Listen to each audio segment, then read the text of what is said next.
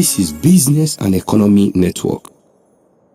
Hello viewers, welcome to today's episode of our program Business and Economy Network. My name is Ohioze Edna. Still on our report on agriculture. Today we're bringing you three notable Nigerians who have ventured and have excelled in different aspects of agriculture. Under Company in Focus, we bring you the Managing Director, Rofa Farms Limited. And on Spotlight, we bring you the Acting Executive Director, National Center for Agricultural Mechanization in Ilorin. And on Straight Talk, we bring you the MD/CEO, Cocoa Products Ile Oluji Limited. It promises to be an educating episode. Do stay tuned.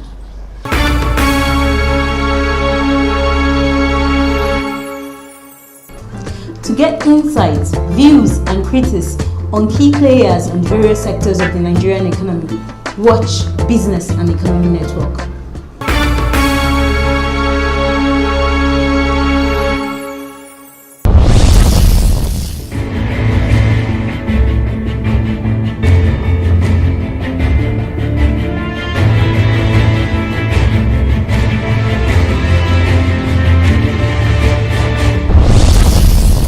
Business startups in Nigeria are harder because the local entrepreneurs do not have access to loans like the foreign entrepreneurs do. For the founder of Rofa Farm, starting a business means using his gratitude and sourcing for funds from friends. For the small-scale entrepreneurs, caution should be taken so that he doesn't take loan he won't be able to pay back. Challenges in business often makes getting loan from banks unattractive. I started with my gratuity from Nigerian Navy. After that, I took some soft loans from friends. I attempted approaching a bank, but the interest rates were quite steep and will most probably stifle any new business. So far, aside my gratuity from Nigerian Navy and the soft loans I've collected from a few friends, I've not gone outside that cycle because I don't want to go to a bank and not be able to pay back. It would be a very nice thing if we could have banks that will loan monies to farmers, real farmers, as in farmers without very steep conditionalities. But then again, the bank is also in the business to make money. So one expects that the conditions must be such that to guarantee at least the monies they have loaned the farmer. It's a kind of vicious cycle. You understand their own issue, but you also have your own challenges. You need money to expand. Now I need some further injection of capital to grow bigger than this. I sincerely cannot, between us, say where I will get it. I won't loan money at these present rates. I won't loan money, even because they said the agric loans are about 9%, 10%, 11%. I won't loan money at 11% because you have a lot of challenges in farming. I could tell you, for instance, that if I take 1 million, that means by the next year it's now 1.1 million. What if I can't return the money because of one challenge or the other? What if I can't return, yes, because of one challenge or the, not because I don't want to return it. What if the crop doesn't do well? What happens? I think I might be open to take a loan if, aside you giving me the loan, you give me some kind of holiday, maybe 2 years, 3 years. I don't mind you asking that I domicile all proceeds from my sales at your bank. But I need you to understand the challenges in the business. There are quite a number of challenges. For Rofa Farms, getting seed means relying on big agricultural firms. Yet, marketing and networking means much more, as new players continue to enter the Nigerian market and offer different services. All the effort put forth to make the business of agriculture sustainable is really worth it, since food comes at the apex of human scales of preferences. For now, I get most of my seeds, majority of my seeds, I get them from Dizengoff. However, farmers tend to network, and one or two farmers will have gotten better yield seeds from one company or the other, and then you speak with them and they will be able to tell you where they have gotten it. Again, you are beginning to have other companies aside Dizengoff who are also coming into the market, not only to sell seeds but to sell other additives. So the market is growing. You can get seeds to buy. Okay, the major difference is in a greenhouse you grow the crops in a protected environment. When you grow outside in the conventional farm, that's the open field, your crops are open to a lot of challenges. Aside the elements, you now have pests, quite a number of pests, and you can't control the pests. Once the pests take over your crop, you can be rest assured that you're going to have a very low yield. You can control these pests in a greenhouse. It's like, let's take a human being that lives in a house and a human being that lives on the streets.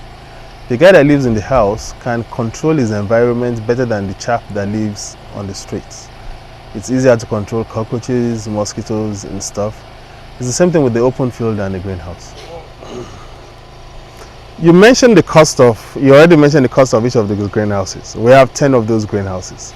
So if we multiply that by 10, then we have to do a borehole, we have to buy the land.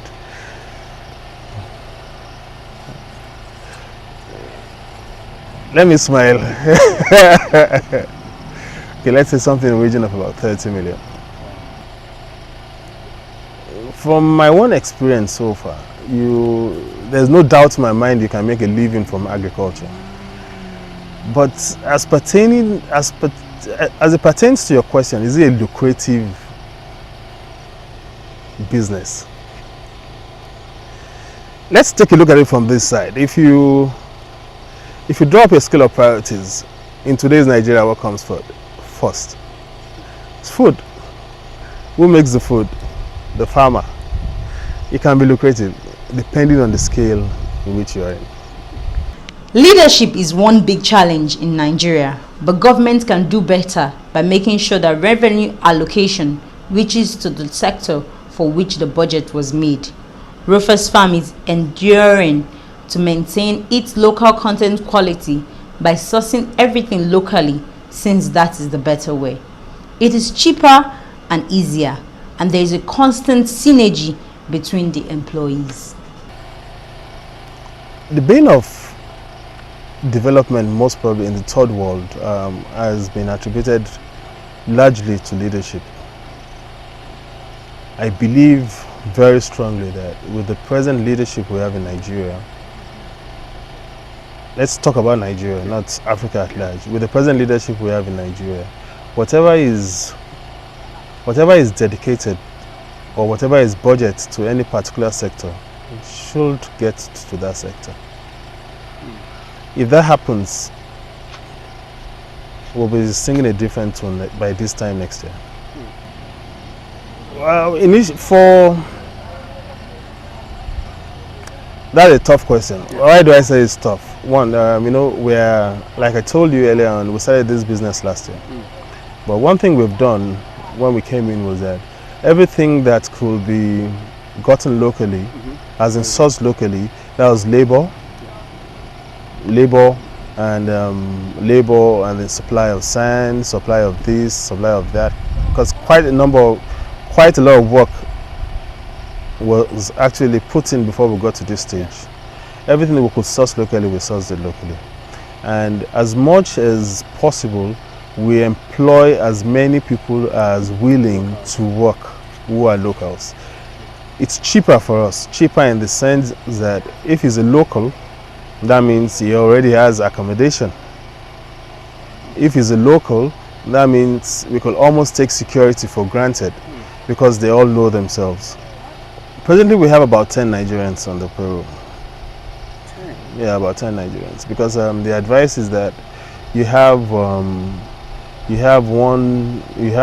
man to 2 greenhouses. At 1 man to 2 greenhouses, that is 5. Then we have security, we have driver, we have We have security, we have driver, we have people who go out to look for business for us. We have about 10.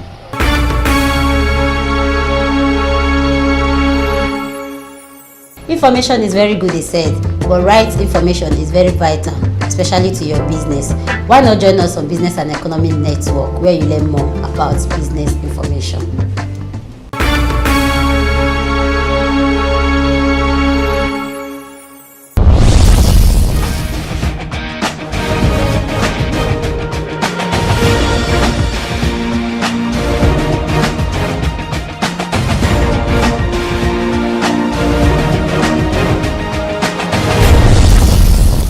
Innovation is very important in any business environment.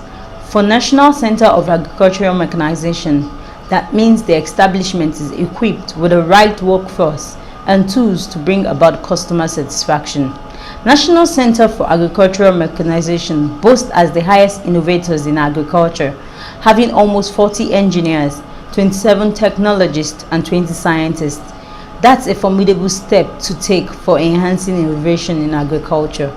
Yet, the company provides room for its innovators to achieve more by furthering their education in a bid to support National Center for Agricultural Mechanization's growth.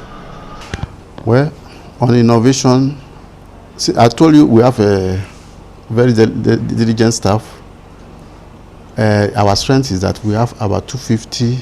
We have the largest pool of engineers in any establishment in Nigeria, in sub-Saharan Africa. We have about almost 40 engineers. We have 27 technologists. We have about maybe 20 scientists. So all these people are to be put together, make innovations, because we have done it before. That is why all the exhibitions we have gone, we have been giving prizes, and I believe they are good enough to make new innovations. And from our products, what we have produced, we have been receiving kudos, we have been receiving letters of recommendations, which shows that we have innovations and we are good in what we do.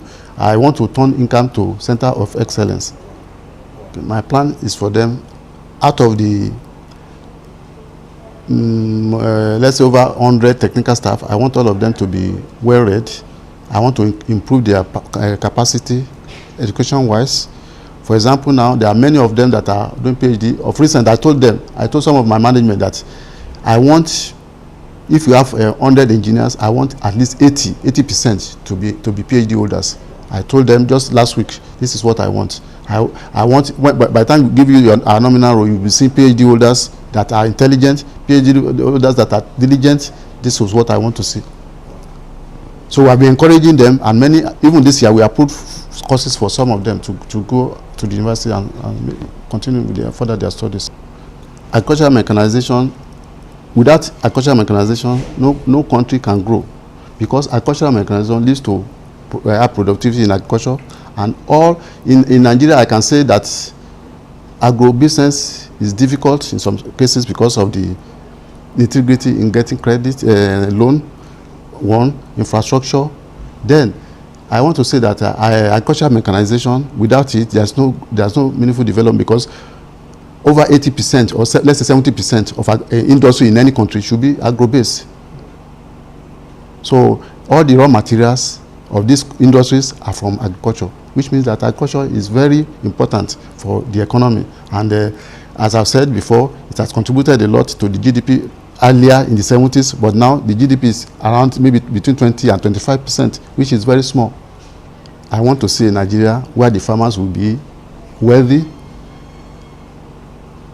a Nigeria where our youth will recognize agriculture as the best source of income.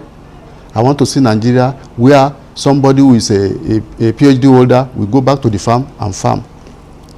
So, as I've said before, oil has taken preeminence in the status of the country, and it is leading us to nowhere. So the best thing is to go back to the farm. There have been many programs, Operation Feed the Nation, Green Revolution, or every government comes with policy. What I just urge the government is that there should be consistency in policy. Once there is consistency in policy, agriculture will continue to grow. But then they have to encourage the farmers. For example, the purchasing power of farmers is low. We need to encourage cooperative society, which allow them to be able to group themselves and purchase, and then when they have loans, they can repay the loan in good time. Government must encourage farmers in Nigeria. Apart from distributing fertilizers, government must install confidence in local farmers. Organic farming can also be encouraged, since that has been claimed to be conducive for our environment right here in Nigeria.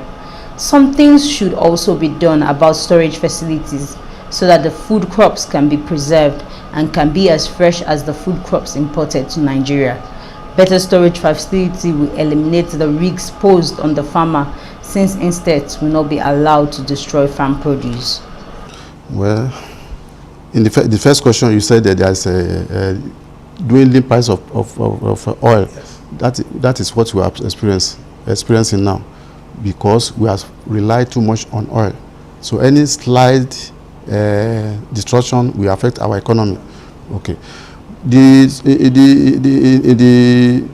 we need to do is to encourage our farmers, and in terms of fertilizer distribution, we need to reorganize the sector so that fertilizer will get to the farmers as when due. That is the confidence that they don't have. Once they have the confidence that if they, because you know, crops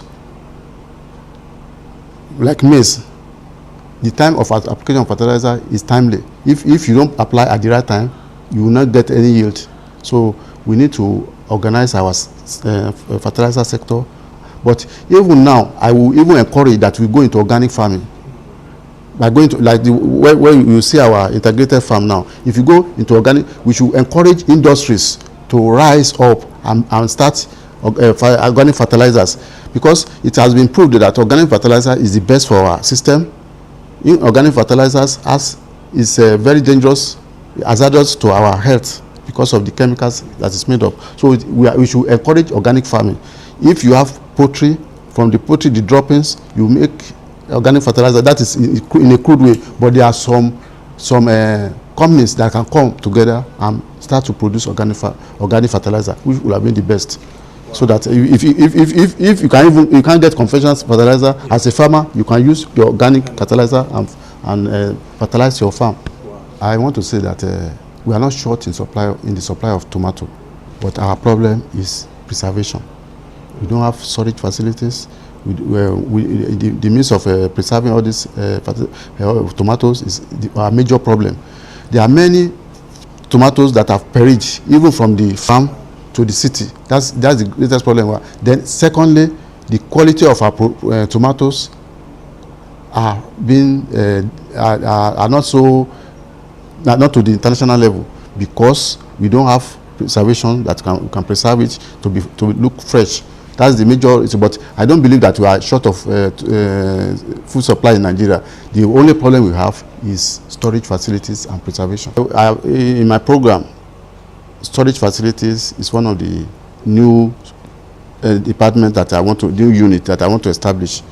We have gotten the unit before, but it was not functioning well. So I want to try as much as to revive it.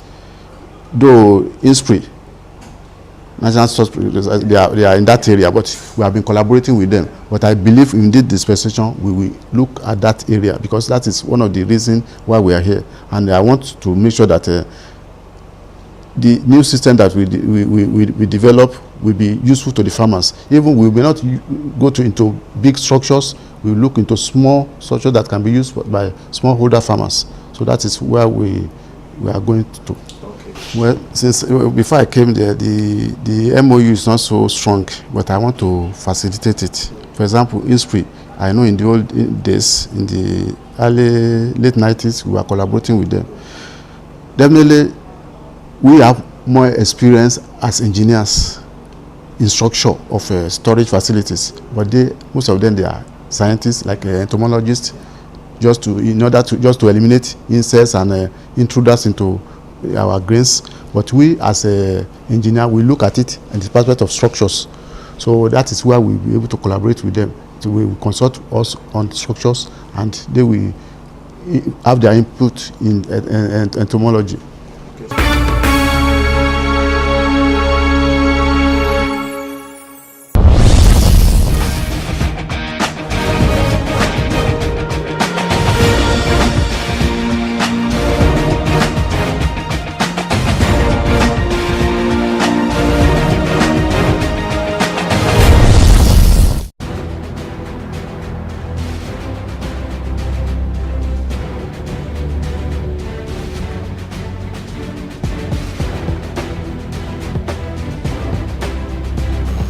This industry, I came into cocoa processing in 1995. I was headhunted to assist to be part of a management in the cocoa factory at that time. And that was how my career in cocoa processing started. The challenge that this economy, this industry has, agriculture has, two things. One is that I have mentioned there are no policies that attract new people to agriculture. Agriculture as it's being practiced in Nigeria is too cumbersome. And that is because agriculture has never been promoted to be a business. Agriculture in Nigeria has been a subsistence type of thing. You just do agriculture. I mean, an agriculture that the agriculture my father was doing with cutlass and hoe, couldn't have gone. It was merely living to survive. Yeah. That's the problem number one. So until when I travel abroad and I see a corn farmer, for example, having kilometers of corn, you will just see as far as your eye can go, just one farm. I wonder, when are we coming to that level? How many hectares of land can we do with cutlass and hoe? So that's number 8. So we are still living with that. We are still living with it. Number 2 is infrastructure. Last 2 months ago, I was trying to go to my father's cocoa farm. I couldn't get there. No road. And I can't trek 10 kilometers 12 kilometers like my father used to do.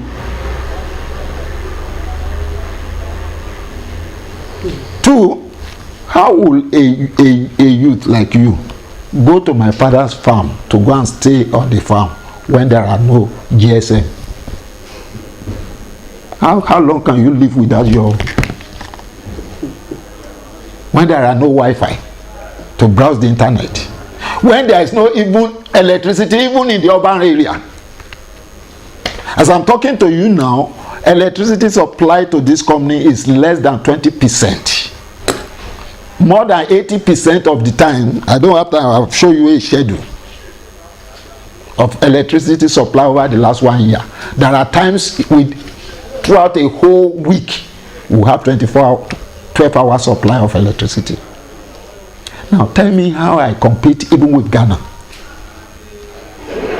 We are producing, myself and a cocoa processor in Ghana produces for the same market abroad.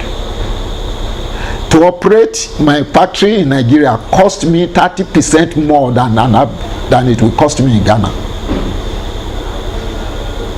So competitiveness is not there.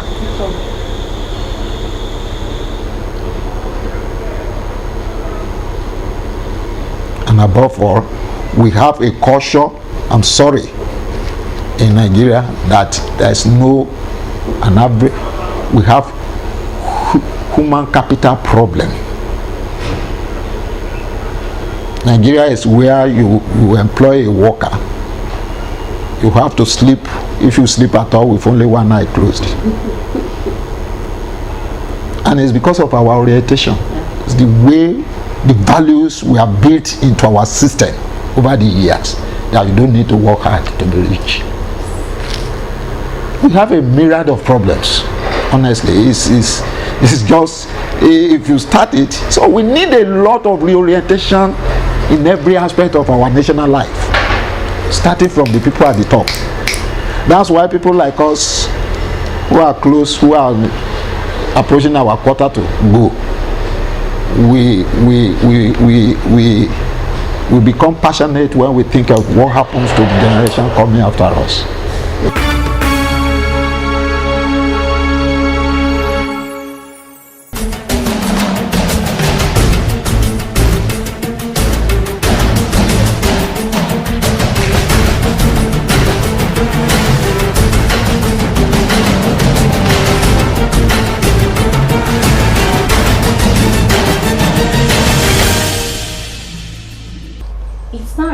fact that with active involvement in agriculture, the issue of poverty, food insecurity, unemployment can now be a thing of the past in a few years' time.